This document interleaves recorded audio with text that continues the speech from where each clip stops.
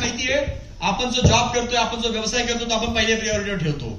नंतर सेकंड नंबरला काय असतं, आपली फॅमिली ठेवतो. त्याच्यानंतर फ्रेंड सर्कल आणि अदर रिलेटिव्ह. त्याच्यानंतर लग्न कार्य, 10वे 13वे म्हणजे बर्थडे सगळे.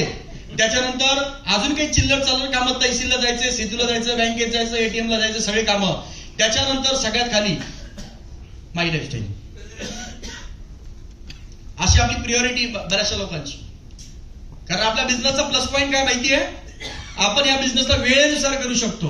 आणि आपल्या बिझनेसचा वीक पॉईंट काय आहे, आपण या बिझनेसला वेळेनुसार करू शकतो. मग हा बिझनेस कधी करायचा असतो, वेळेनुसार ना. आपला वेळ भेटतो का, आपल्याला वेळ तर नसतोच. सगळ्यात मोठी अपेक्षा लागली आहे माय लाईफस्टाईल कडून, आणि सगळ्यात कमी वेळ देतो आपण माय लाईफस्टाईलसाठी. घरी मॅच करतो का, हा सगळा खेळ प्रिऑरिटीज आहे. तुम्ही तुमच्या लाईफमध्ये थोडं आठवा बरं, तुम्ही माय लाईफला कुठल्या नंबरचं प्राधान्य देतो. आज बरेचसे लोक आपल्यामध्ये आले नसतील, ट्रेनिंगला यायचं होतं पण काय नाही आले, तेव्हा जवळच्याचं लग्न गेलं तिकडं.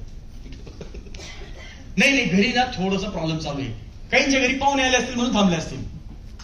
काही मित्र कंपनीत प्रॉब्लेम झाला असेल, काहींना 10वी 13वी म्हणजे काहीतरी असतील, आणि काहींना काहीच काम नसेल. काही एकच दिवस भेटतो रविवारचा, तो पण तुम्ही मागताय बसला घरी. समजतं तुम्हाला.